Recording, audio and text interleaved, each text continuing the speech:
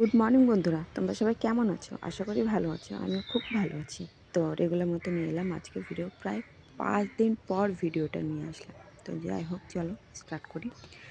তো রেগুলার মতো যেমন সকালবেলা ঘুম থেকে ওঠা, তারপরে এই বাইরের ওয়েদার কেমন সেটা তোমাদের সাথে শেয়ার করা। তো দেখেই নাও বাইরের ওয়েদারটা কেমন আছে। অনেকটাই সুন্দর। আর আমাদের এই গাছের ফুলগুলো দেখলেও তো আরোই বেশি সুন্দর লাগে যে। তো আমাদের এই গাছের ফুল অনেক সুন্দর, কালারটাও এত মিষ্টি।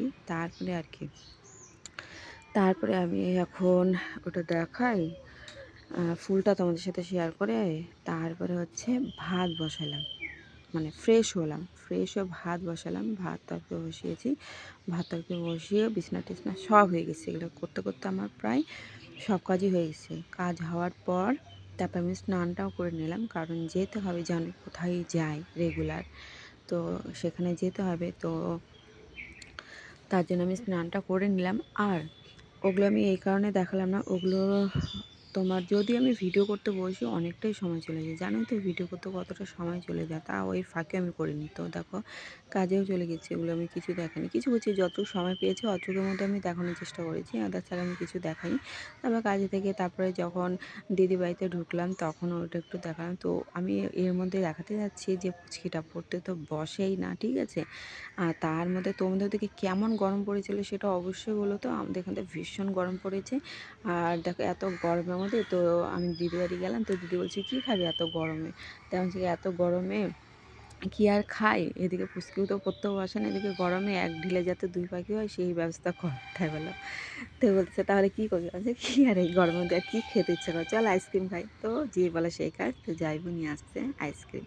তারপর ৩টা নিয়ে আসছে, আর আছি আমরা ৪ জন, ৩টা নিয়ে আসছে। তো জাবিকে বলা হলো, তুমি খাও না? বলে, না আমি খাবো না আইসক্রিম। তাই কয়, বলে ওগুলো মেয়েরা খায়, ছেলেরা বলে খায় না। যাই হোক, অন্য সময় কিন্তু খায়। তারপরে সত্যি কথা বলতে আইসক্রিমটা এত সুন্দর, বিশেষ করে তোমার আমুলের যে কোনো প্রোডাক্ট হয় না, যে কোনো তোমার যা কিছুই হোক না কেন খুবই ভালো হয় আইসক্রিমটা। সত্যি কথা, আমুল অন্য কোনো কোম্পানির মধ্যে অত অত মানে টেস্ট থাকে না যতটা তোমার এই আমুলের মধ্যে থাকে।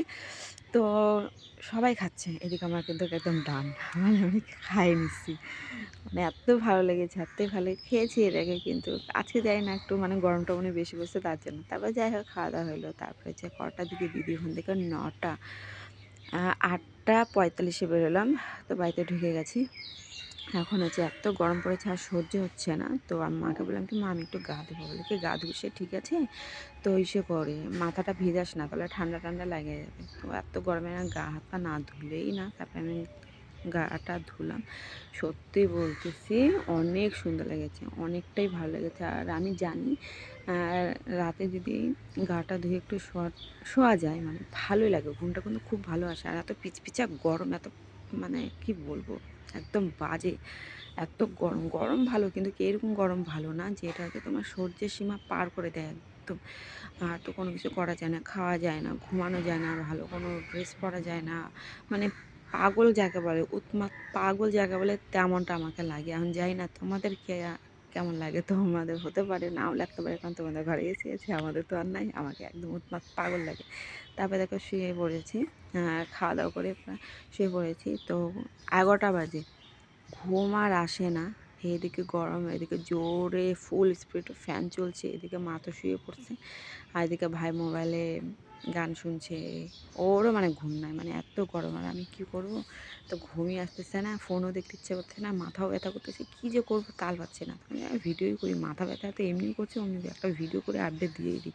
একটু হলেও তো আমার পেজটা একটু গ্রো করবে। মাথা ব্যথা শুধু ওইটাই, পেজটা কীভাবে একটু গ্রো করা যায় ওটাই। তো যাই হোক, তারপরে শুয়ে আছি আর ভাবছি, ভগবান একটু তো ঠান্ডা দিয়ে, আমার ঠান্ডাই ভালো। ঠান্ডা আসলে গরম, গরম আসলে গরম, আসলে ঠান্ডা, মানে ডিসাইড নিতে পারি না কী করলে কোনটাতে বেশি ভালো। তো যাই হোক, আজকের মতো ভিডিওটা এতটুকুনি। তোমাদের কেমন লাগলো জানি। টাটা।